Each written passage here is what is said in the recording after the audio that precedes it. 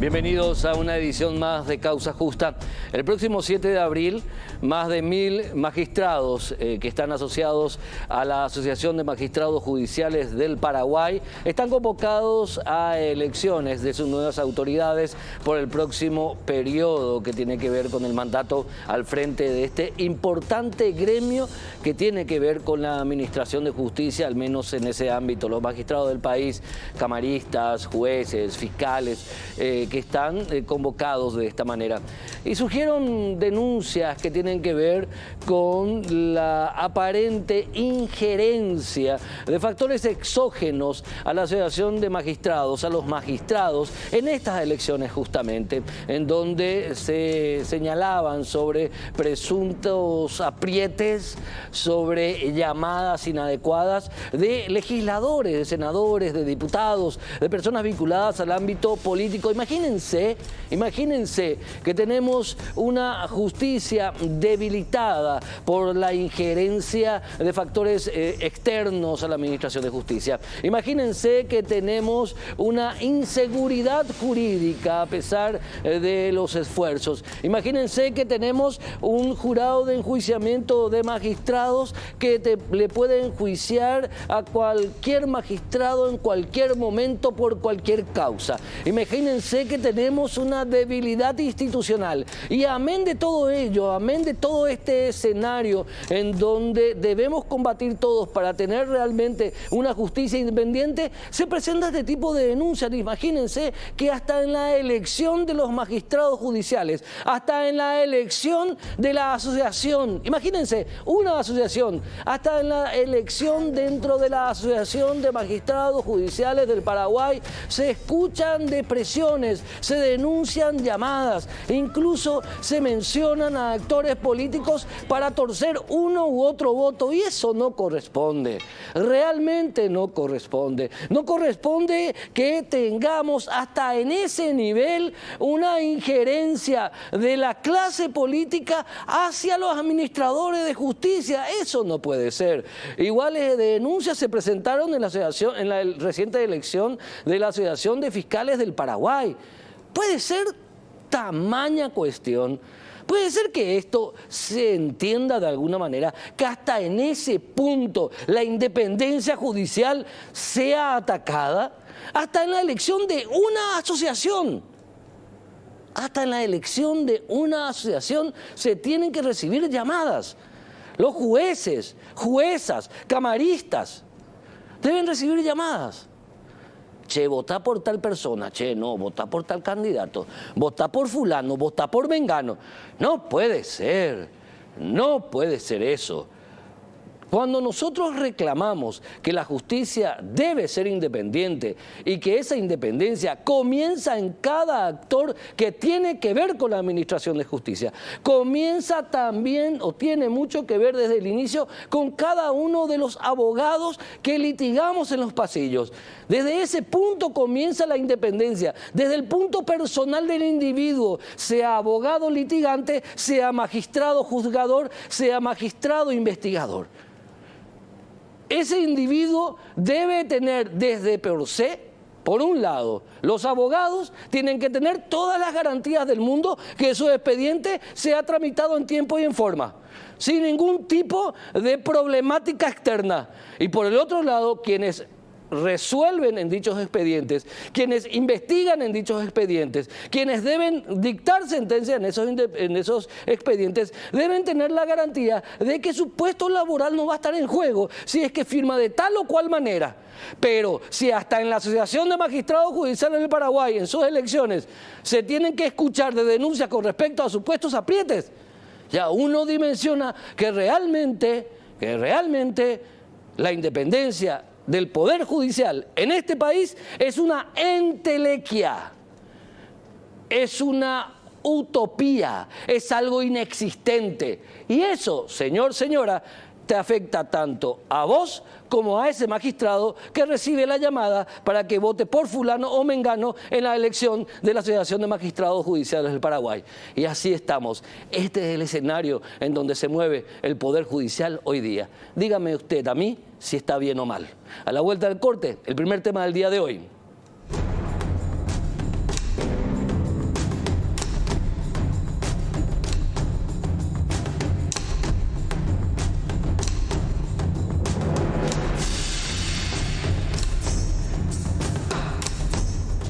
Hay un muy interesante debate jurídico, tributario, que se está desarrollando en los tribunales.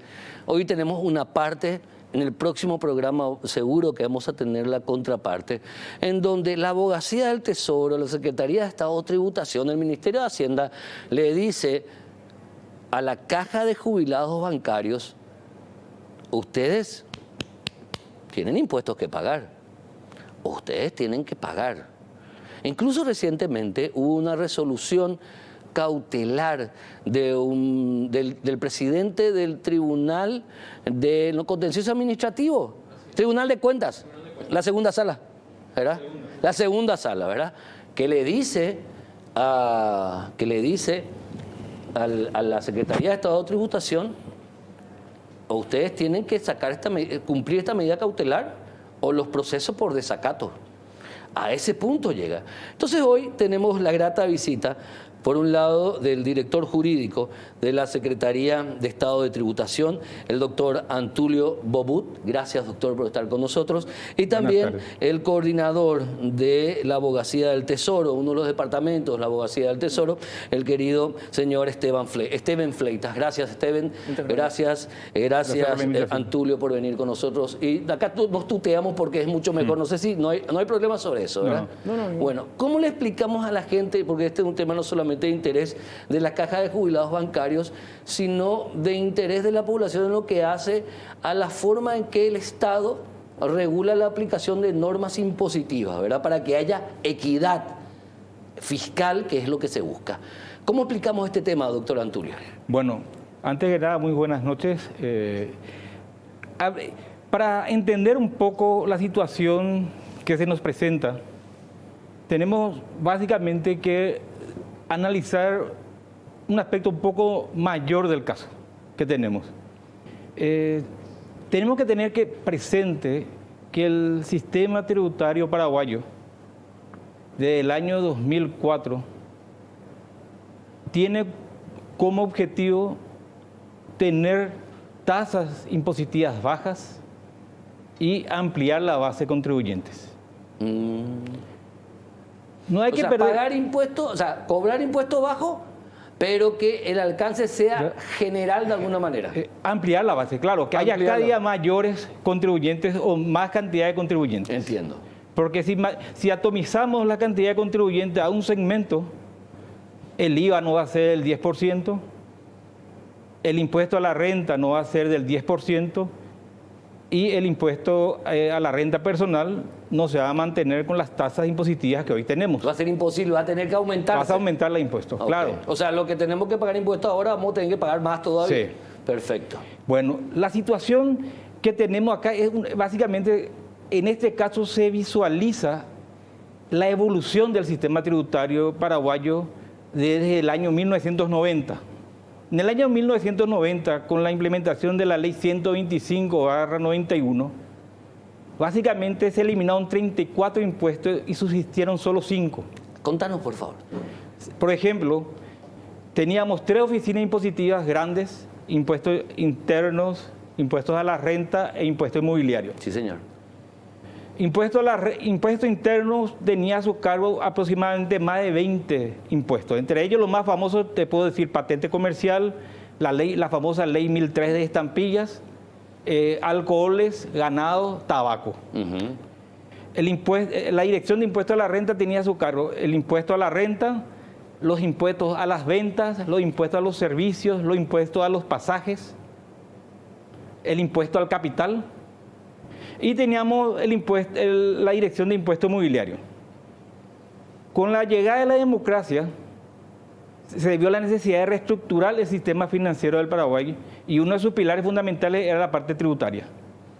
Se suprimieron estas direcciones, se creó una sola subsecretaría de Estado de Tributación, que es la subsecretaría de Estado de Tributación hoy en día, y de más de 30 tributos quedaron solamente 5. Impuesto a la renta, con sus distintas variables, el IVA, ¿verdad?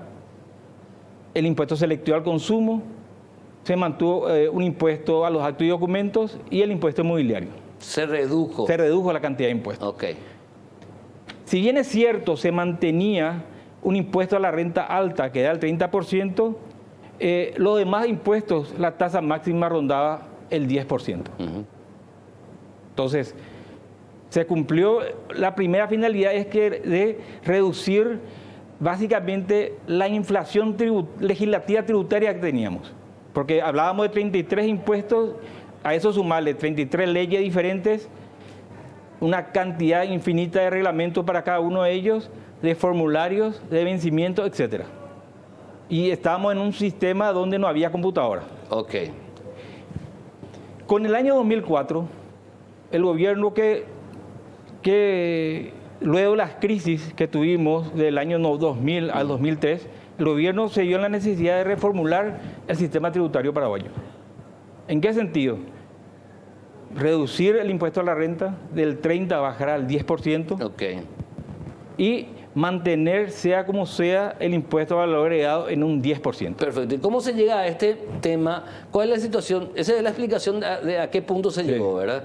Y en ese uno de los parámetros que se tuvo en el año 2004 fue el hecho de ampliar la base imponible, la base en contribuyentes. Ok. Y se comenzaron a tocar los elementos, las exoneraciones fiscales existentes en cada impuesto. ¿Y qué pasó ahí con las cajas de jubilados bancarios? ¿Cuál es el debate con este escenario que lo describe muy bien el doctor Bobut? Steven, ¿cómo es el escenario que tiene que ver con la caja de jubilados bancarios? Bueno, como bien lo comentó el doctor Antulio, el sistema impositivo paraguayo estableció exoneraciones fiscales, ¿no es cierto? La ley 125 y la ley 2024. Bueno, cuestión es que luego se sanciona y se promulga una ley, la ley 5061 del 2013, que modifica las exoneraciones fiscales establecidas en las leyes anteriormente citadas. Dentro de eso establece que las asociaciones, federaciones, fundaciones pagarán el impuesto al valor agregado siempre y cuando la conducta se adecue a las conductas establecidas en la ley 125 y en la ley del comerciante. La cuestión de enajenación de bienes y servicios, las cuestiones de los préstamos que otorga la caja jubilatoria. Buen cristiano, caja de jubilados bancarios. Otorga préstamos a sus afiliados. A sus afiliados. Tal cual. Por ende, tiene que pagar el IVA. Sí. Así es. Sí. Pero a eso se rechaza. Pero esa ley seguía vigente o ya no sigue vigente esa Claro. ley. Hubo una modificación. Sí. La excepción era que no se le aplicaba a las fundaciones, asociaciones, etcétera, en las cuales estaban incluidas la caja de jubilados bancarios. Sí. Ahora bien, en el 2013 hubo una modificación a ese artículo, a ese numeral, en donde, como bien lo dijo el doctor, se amplió la base y se estableció que siempre y cuando la conducta objetiva y material de los sujetos obligados conlleve a una conducta mercantil comercial, entonces está grabada esa conducta, se configura ese hecho imponible. Entonces, la Administración Tributaria procedió a una alta de oficio, contra la cual la Caja de Jubilaciones se agravió contra ese acto administrativo, Sí. lo que abrió el proceso contencioso administrativo, que finalmente terminó con el acuerdo y sentencia favorable al Ministerio de Hacienda, a la Administración Tributaria, con 3 votos a favor de la Sala Penal, Ok. a favor del Ministerio de Hacienda. Y el debate, ¿por qué la caja de jubilados bancarios, a pesar de esto, se niega a cumplir con la obligación que contrajo en ese entonces? Exactamente, o sea, lo que básicamente hay que aclarar acá, lastimosamente yo por un precepto legal no puedo dar detalles del caso. Claro, porque vos como director Claro. jurídico de la Secretaría de Estado de Tributación... Estoy vedado por el secreto de la actuación contemplada en la ley. Claro. Ahora bien, podemos discutir sin problema la acción de inconstitucionalidad o los procesos judiciales, pues ya son ¿Qué hay procesos con públicos. ¿Qué pasó? ¿Hay medidas cautelares a favor de la caja de jubilaciones bancarias? Efectivamente, de o sea, jubilados bancarios? efectivamente. ¿Cuál es el problema que se suscita acá, A ver, doctor. Héctor? Es el hecho de que, en primer lugar, es el único caso que la Corte Suprema de Justicia, con respecto a una entidad sin fines de lucro, caja de jubilaciones, se expide de similar criterio. No. Ya tenemos antecedentes, básicamente te voy a citar 3. que Sí. es una cuestión de buscar dentro de las páginas del Poder Judicial, uno va a encontrar. Uno es la fundación del clero arquidiocesano, donde le dijo al clero, son contribuyentes del IVA, Tienen que pagar. tienen que pagar. Estamos hablando con respecto a la aplicación de la ley 5061. Perfecto. O sea, eso hay que aclarar bien. Posteriormente hay una acción de inconstitucionalidad que interpuso la Caja de Jubilaciones del personal de la Universidad Católica, también le dijo, tienen que pagar Tienen por los que pagar. préstamos. Y también está una acción de inconstitucionalidad que interpusieron el Consejo Directivo de la Caja Mutual de Cooperativistas del Paraguay. Sí, doctor. O sea que no estamos hablando de una resolución aislada de la Corte Suprema de Justicia, sino es una resolución que ya tiene sus basamentos, o sea, ya tiene sus antecedentes anteriores, que vienen del año 2017 hasta el 2019 inclusive. Entiendo, doctor.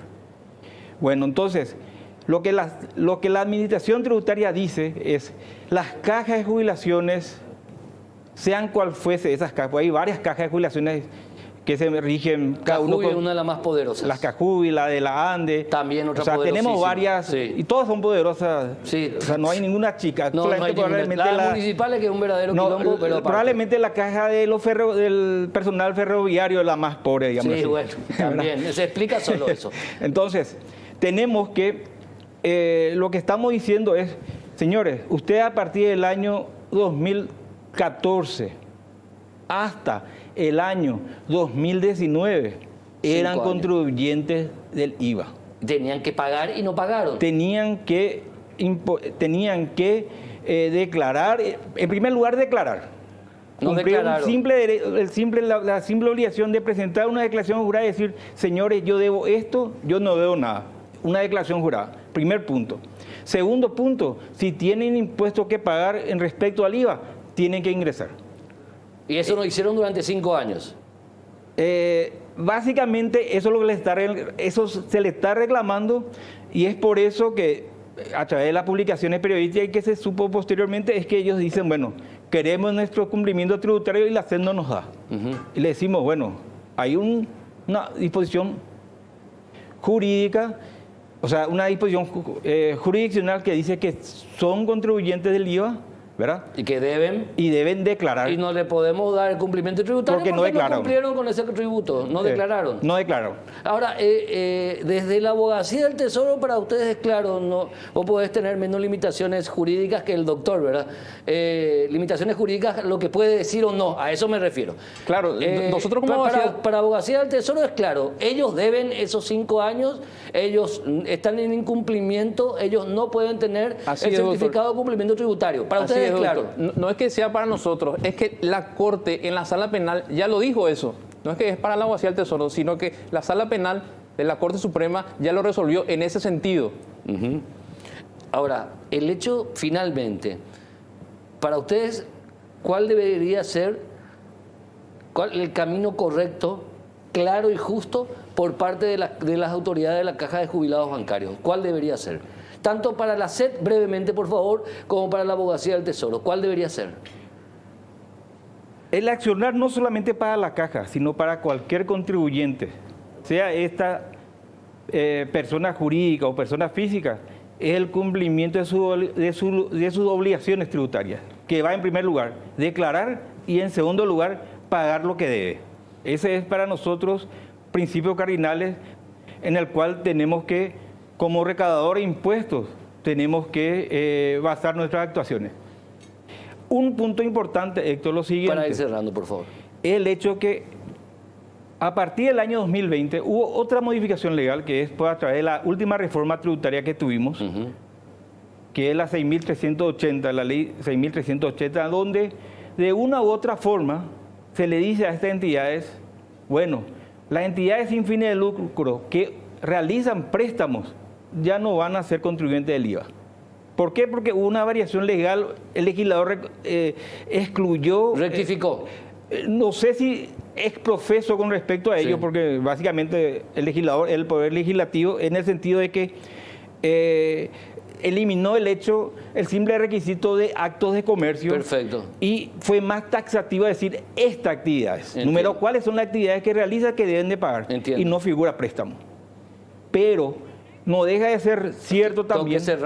Tengo que cerrar, doctor, por favor. No deja de ser cierto también es que independientemente que ellos deban pagar o no impuestos, deben de cumplir sus obligaciones, tienen que hacer sus declaraciones juradas. Perfecto. Doctor Antulio Bobut, doctor Esteban Fleitas, muchísimas gracias a ambos. Bastante claro la postura de ambos. Muchas gracias. Que son obviamente la Secretaría de Estado de Tributación y de la Abogacía del Tesoro. Autoridades tributarias, si las hay como ustedes. Lindo debate, lindo debate. En el próximo programa, obviamente, vamos a invitar a la gente de la Caja de Jubilados Bancarios. Ambos, muchas gracias por estos detalles, estas informaciones, porque acá lo que se debate puntualmente es la salud fiscal del Paraguay y la capacidad de recaudar impuestos del Estado, que deberían ser derivados, obviamente, para todos nosotros. A la vuelta del corte continuamos con más Causa Justa.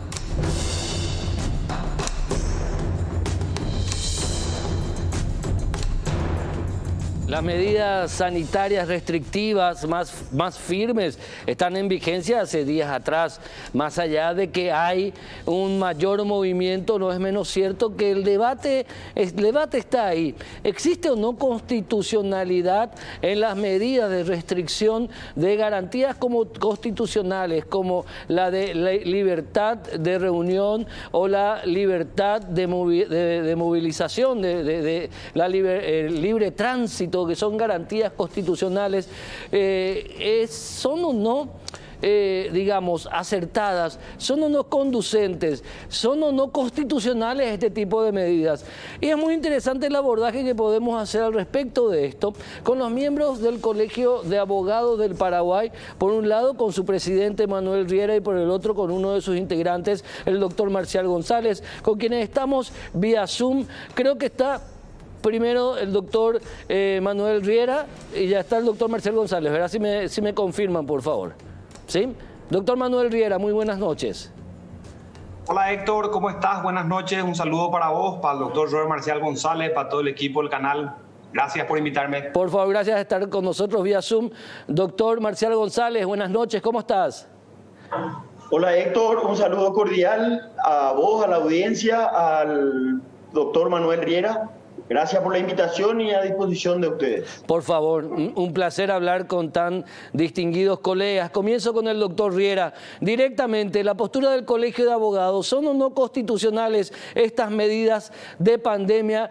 Que no son las primeras medidas y no van a ser las últimas tampoco, doctor Riera, porque esto va para largo. Tenemos los ejemplos de Francia, de Italia, que han cerrado totalmente. Los ejemplos de Alemania, que tienen un cierre parcial, pero lo tienen. Los ejemplos de Uruguay también con medidas restrictivas, Chile con medidas restrictivas. Entonces estas medidas acá en Paraguay y en el mundo van a continuar porque esta pandemia va a continuar como mínimo 3-4 años más. Eso no tenemos que quitarnos de la cabeza. Entonces, ¿este tipo de medidas son o no constitucionales, doctor Riera? En Paraguay, Héctor, con la Constitución del Paraguay, las medidas son inconstitucionales. Ok, ¿por qué? Porque no hay ninguna sola norma constitucional que la autorice al Poder Ejecutivo, al Poder Legislativo y al Poder Judicial a restringir ninguna libertad de ningún paraguayo en todo el territorio de la República, salvo el estado de excepción. Sin embargo, doctor Marcial González, estamos ante una situación similar a la peste negra, similar a la fiebre española, las grandes pandemias que sufrieron en tiempos modernos los países en el mundo. ¿Cómo evaluamos esa contradicción en donde está una necesidad de restricción, pero esa necesidad de restricción colisiona contra las garantías constitucionales? ¿Cómo se soluciona ese tipo de contradicción, doctor González? Sí, Héctor, a ver, yo quiero matizar un poquito la posición de mi amigo Manuel Riera, más allá de que coincidimos sustancialmente en el abordaje y en la importancia de proteger con mucha intensidad, con más razón que nunca, las garantías y los derechos individuales, fundamentalmente las libertades. Y quiero hacer el matiz dividiendo, si se quiere, tu pregunta en dos. En primer lugar, creo que el hecho de que nuestro gobierno esté haciendo todo lo posible para empeorar la situación y esté absolutamente descalificado, tanto desde la gestión como desde la autoridad moral, para seguir restringiendo libertades, no tiene que confundirse con la constitucionalidad o no de las medidas. La democracia constitucional, Héctor, tiene que verse no como un corsé que establezca fórmulas contundentes o categóricas, sino más bien como una suerte de abanico que en cada caso concreto nos permite acceder a ciertas válvulas de escape para precisamente enfrentar, no en abstracto, sino en concreto, los problemas particulares que se van dando en la sociedad. Como bien señalaste, estamos en presencia de una situación absolutamente analogable a cualquiera de las pestes que ha padecido la humanidad, y como consecuencia de ello, independientemente de la posición personal que pueda tener, entiendo que la Constitución sí permite, sí nos provee de fórmulas como para enfrentar este tipo de coyunturas.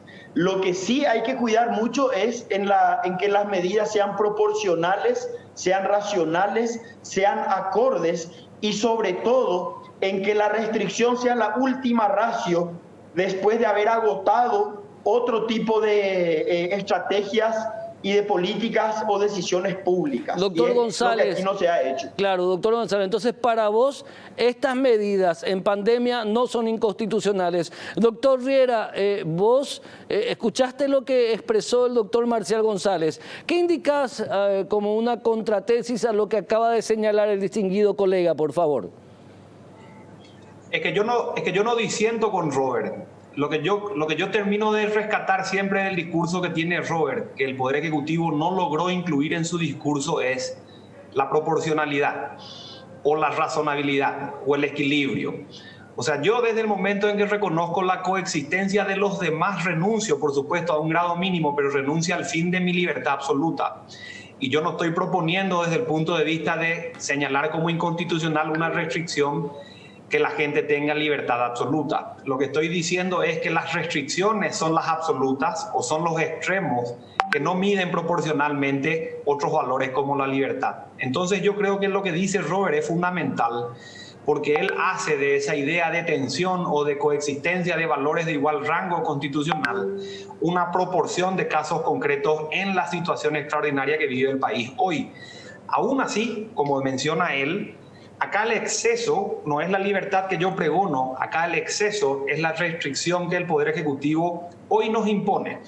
Entonces, si el Ejecutivo lograra hacer lo que dice el profesor González, nosotros podríamos perfectamente aceptar una cuota de libertad en aras de la sanidad o de la salud de los demás. Pero eso todavía no está presente, Héctor.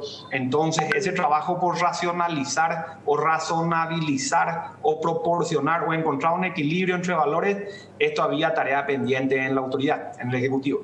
¿Qué sostiene al respecto, doctor González? Interesantísimo este debate. ¿Qué indicás al respecto de lo que dijo el doctor Riera, por favor?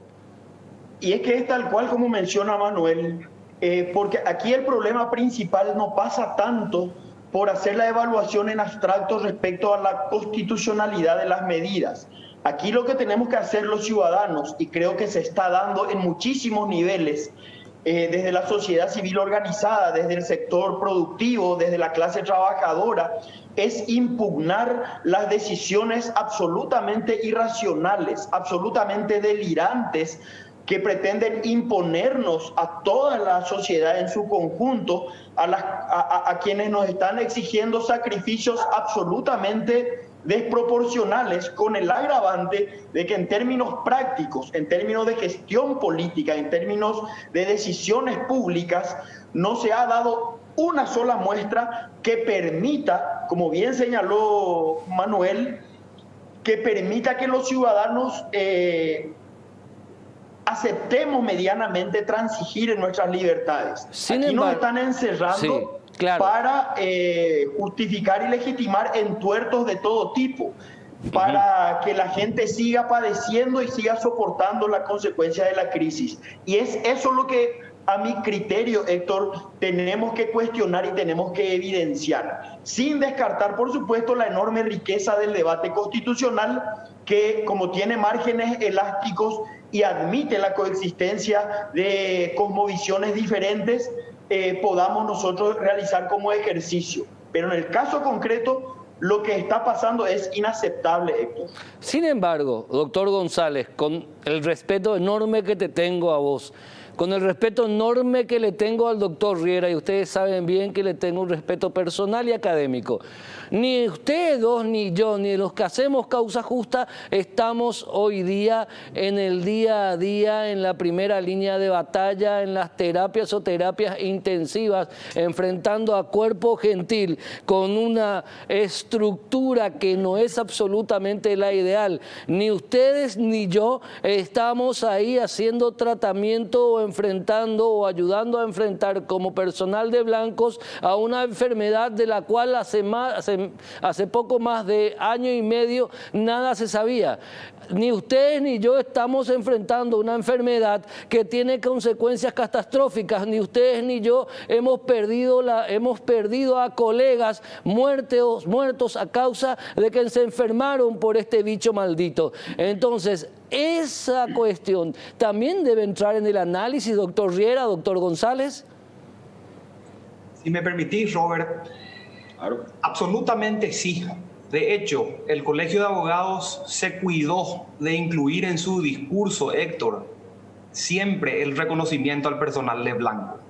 Siempre se cuidó de mantener en su discurso el reconocimiento de que hay una cuota de la actividad pública que está haciendo esfuerzos completamente ciclópeos.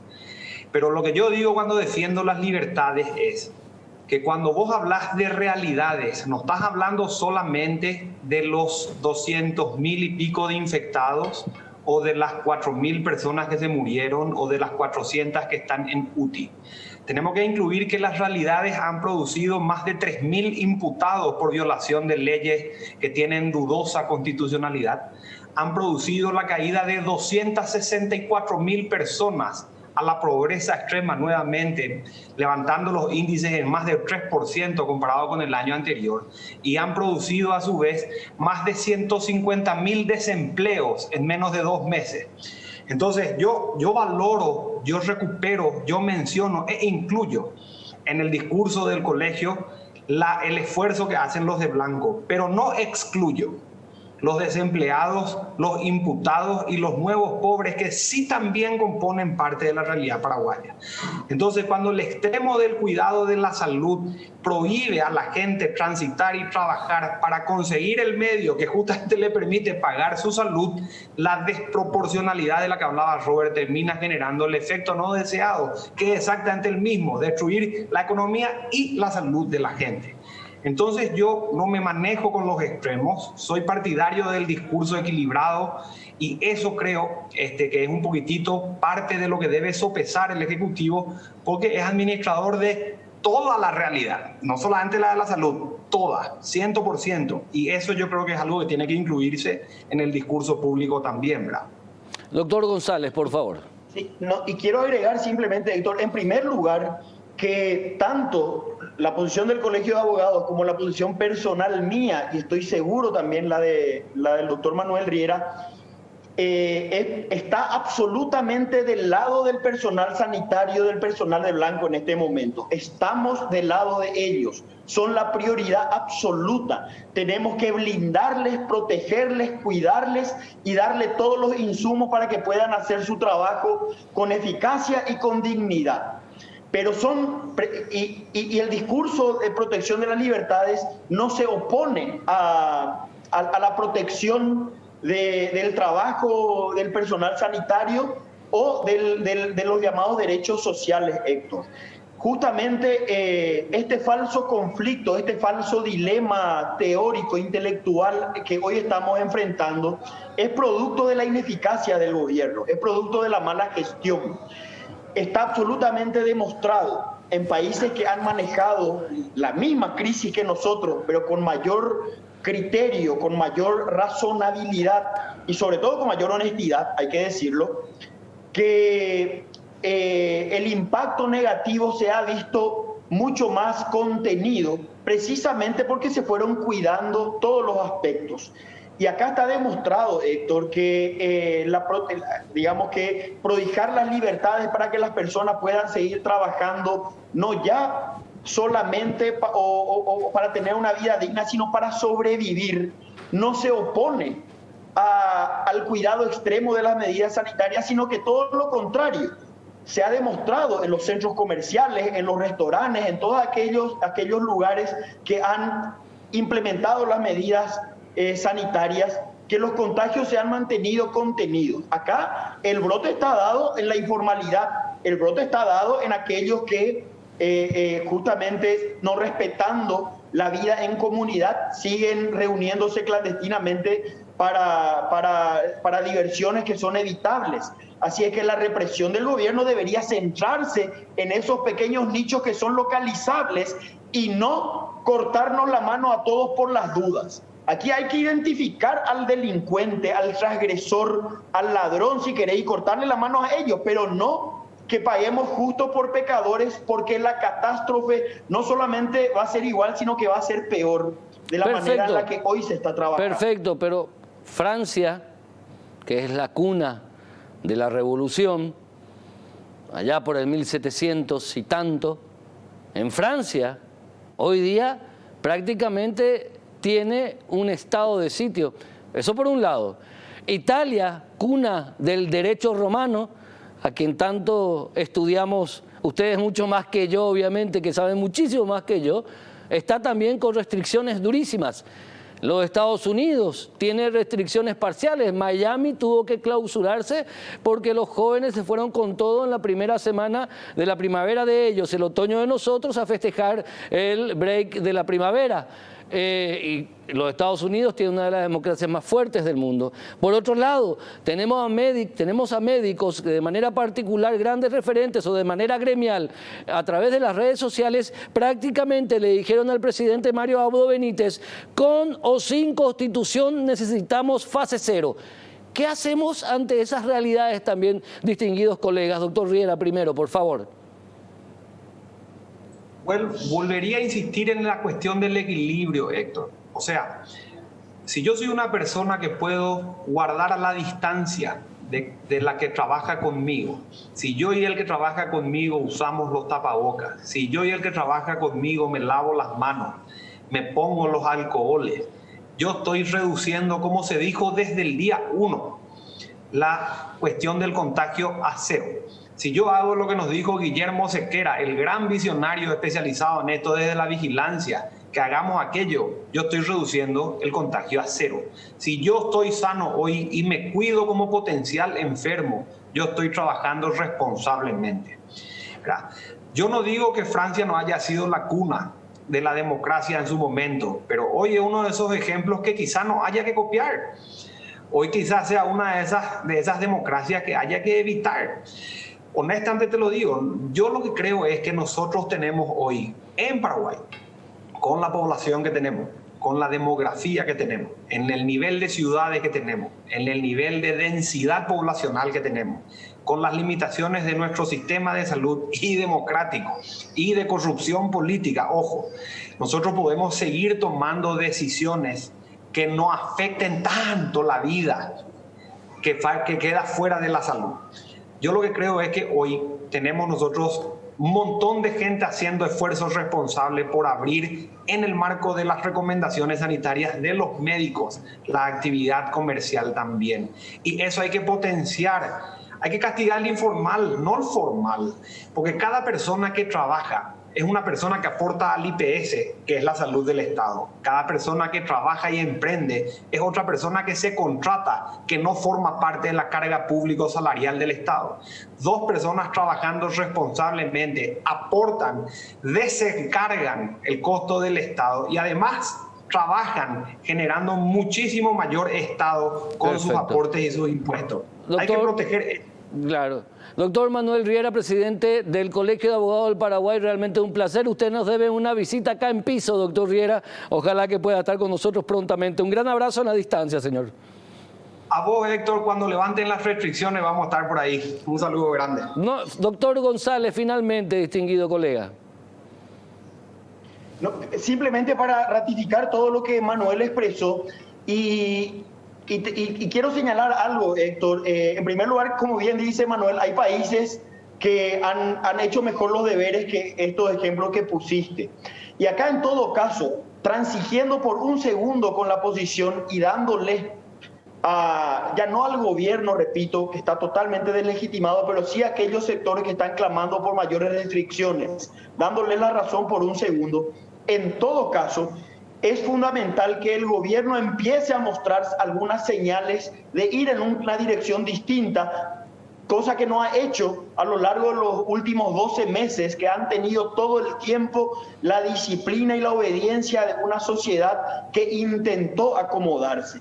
Entonces, mientras nos citan esas señales de parte del gobierno, es muy difícil seguir sosteniendo o solicitando esfuerzos desmedidos, porque ya hay una situación absolutamente insostenible, Héctor. Doctor, y en ese sentido, es importante mostrar las pequeñas señales. ¿Se están invirtiendo o no en hospitales? ¿Se están generando créditos o no para que las microempresas o las empresas en general puedan subsistir?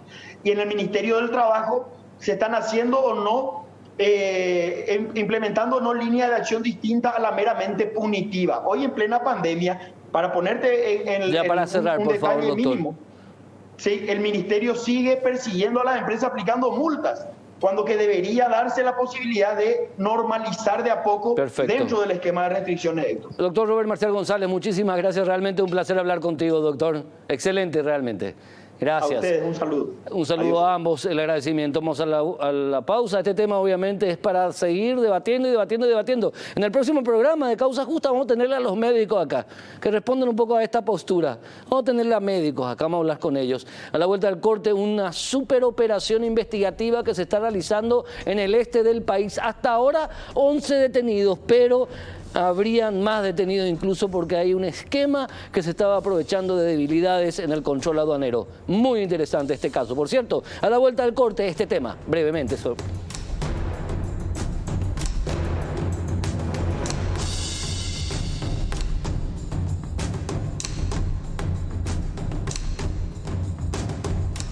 Bueno, en el este del país se realizó un allanamiento en la zona primaria aduanera. El fiscal Rodrigo Estigarribia, que está con nosotros de manera telefónica para explicarnos este caso que hasta ahora ha derivado en la detención de 9 personas. Doctor Estigarribia, muy buenas noches, bienvenido a Causa Justa, ¿cómo está? Buenas noches, Héctor, buenas noches a la audiencia. Contanos los detalles de este caso que todavía te tiene ocupado ya por el este del país, por favor.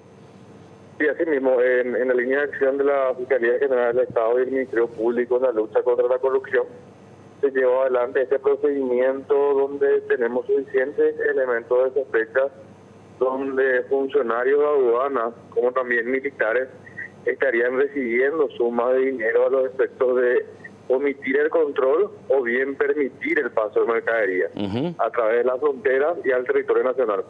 Estamos hablando acá de varios tipos de mercadería, azúcares, productos hortícolas, o sea que todo tipo de mercadería que sería distribuida en el territorio nacional. El famoso ingreso en frío, ¿cómo se le dice? Exactamente, pollo, azúcar, tomate, cebolla en gran cantidad. Y el objetivo en realidad son los funcionarios infieles, ¿verdad?, que son los que permitían este tipo de hechos en las aduanas. ¿Este sistema era un sistema ya antiguo o recién comenzó a operar de nuevo? Porque va y viene esta clase de acciones. ¿Cuáles son los detalles al respecto, doctor? Sí, es una denuncia que es de abril, una larga investigación, se pidieron autorizaciones judiciales y según los elementos que tenemos son ya de varias semanas por lo menos. Pero conversando con la gente ahí en el puente se dice que esto es un secreto a voces, que es algo normal, entre comillas, ¿verdad? O sea, que se está normalizando una conducta que es punible tanto desde el punto de vista del funcionario público como del particular que entrega el dinero, ¿verdad?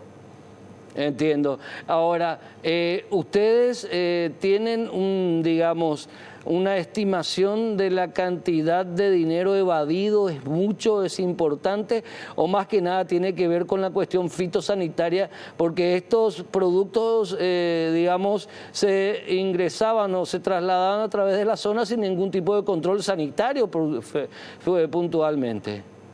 Sí, así mismo. Y te puedo decir que entraba todo tipo de productos. Y acá el objetivo, como te digo, de la corrupción, el turno empezó a las 18 horas y nosotros aproximadamente a las 19 hicimos el procedimiento y ya se habían recaudado más de 10 millones de guaraníes supuestamente. ¿En cuánto tiempo? En una hora. En una hora 10 millones de guaraníes. ¿Y cuántas horas trabajan al día? ¿De luna a luna trabajan? 24 horas. 7 días. Estamos hablando de un montón de plata enorme, un vagón de plata. Porque cada camioncito que entra, el correspondiente óvulo, ¿verdad? Esos son los elementos que tenemos. Y tenemos elementos contundentes, ¿verdad? Y este es el inicio de la investigación y vamos a estar extendiendo si es que tenemos otros elementos. 9 detenidos, ¿todos funcionarios de mediano rango de la aduana o hay más? ¿Podrían haber más implicados? Hay gente de alto rango también. 5 son funcionarios, 2 son militares y 2 son particulares. O sea que toda la cadena de la punibilidad de la conducta está dentro de lo que logramos aprender, ¿verdad? En el momento. O sea, militares, policías y funcionarios aduaneros, todos están metidos en el tema. Policías no. Policías en el momento están particulares, que serían lo que hacen el hecho de soborno, ¿verdad? Y te comento, Héctor, que es la primera vez en la historia en que se hace este tipo de procedimientos en una zona primaria, donde se aprende a funcionarios que supuestamente estaban cometiendo cohecho, asociación criminal y contrabando. ¿A cuántos años están expuestos por estos tipos penales, doctor Estigarribia? El tipo penal de asociación criminal establece un marco de hasta 5 años, pero como estamos hablando de 3 tipos penales de concurso, esto se puede elevar hasta aproximadamente 7 años y medio. Perfecto. Doctor Rodrigo Estigarribia, no solamente funcionarios de mediano rango, ¿ustedes creen, la Fiscalía tiene sospechas de que hay los que permitían el juego? Porque estos no tenían capacidad de decisión, son de mediano rango, están los de arriba. ¿Vos crees que el dinero iba para arriba también, hasta cierta zona, digamos, en la estructura aduanera? Y ninguna hipótesis es descartada, como te dije, estamos iniciando, es la primera vez que se hace este tipo de procedimientos. Tenemos demasiados elementos que obviamente no podemos estar compartiendo porque la etapa preparatoria es para las partes, pero sí yo creo que vamos a llegar a muchas personas. Seguir el dinero, eso es lo que hay que hacer, ¿verdad? Exactamente. Doctor Rodrigo Estigarribia, agente fiscal de delitos económicos, el placer de hablar contigo. Un abrazo grande. Gracias, Héctor, a vos y saludos a tu audiencia. Hasta luego. Inédita acción investigativa del Ministerio Público en plena zona primaria aduanera. 10 millones de guaraníes recaudaban por hora. Lindo negocio, con razón muchos quieren ser funcionarios aduaneros, con todo respeto a la gran mayoría de los funcionarios de la aduana que realmente son honestos y trabajadores. Pero hay una parte que hace su propio negocio aprovechándose del cargo. Nos vemos en la próxima edición de Causa Justa. Tengan una excelente Semana Santa y la Pascua de la Resurrección del Señor Jesucristo también les llegue a todos ustedes. Muchas gracias. Chao.